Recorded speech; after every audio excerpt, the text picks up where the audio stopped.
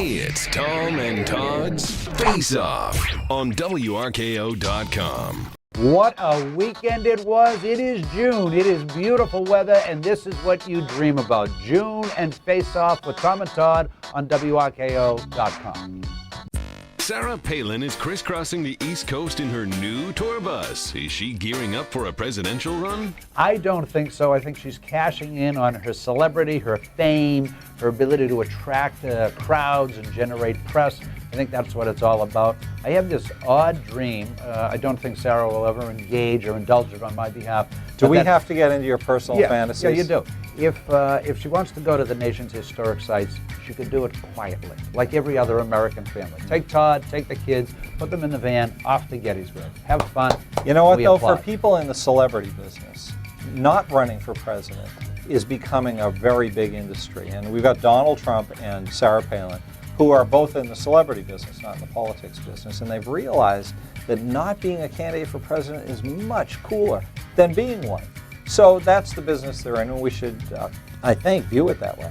They're jealous of Charlie Sheen. That's what they're jealous of. Mitt Romney is about to announce his candidacy for president. Realistically, does he have a chance? Mitt Romney is a front runner for the presidency, but he's one who people aren't that excited about. So he definitely has a chance. But he's got an appeal issue that it's too bad. If I were Mitt Romney's guys, I would have put him into acting school for the past 3 years so he could have learned how to emote. Because really, if you look at Mitt, there's nothing he can do about the mess he made of his healthcare policy.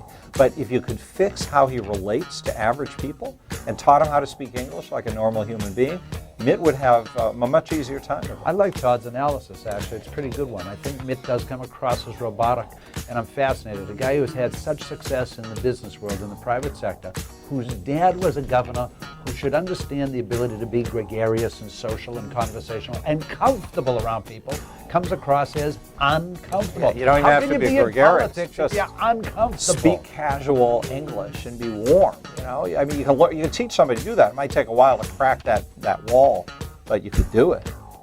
GOP pundits are saying the best way for the Republicans to win is to put up a boring, straightforward candidate like a Pawlenty and not a Palin or Bachmann. Doing this will keep the election a referendum on Obama and not on the negatives of the GOP. Do you agree? I don't agree. I'm looking for somebody who can punch and counterpunch and will do it happily. Not viciously, but pointedly. Because Barack Obama has all the charm in the world, all the charisma in the world.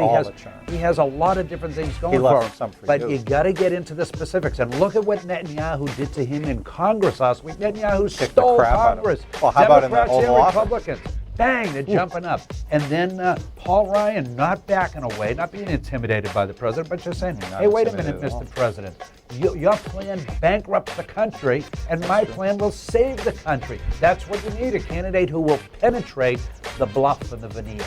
I think there's a lot to that theory, which was put forward by Republican strategist Alex Castellanos, that if this is a referendum election because you've got an incumbent running for re-election, so you want to keep the focus on him. You have a dull, tedious candidate like a Pawlenty, like a Romney, that means the conversation is going to be about Obama. And the best thing for Obama would be to have, say, a Herman Cain type nominee or a Michelle Bachmann, where he could be turning the focus on her. Did you hear what she said? And change the dynamic of the campaign. That's it. Face Off for this week. We'll do another one next week. If we're lucky, it's Tom and Todd. Face Off, WRKO.com.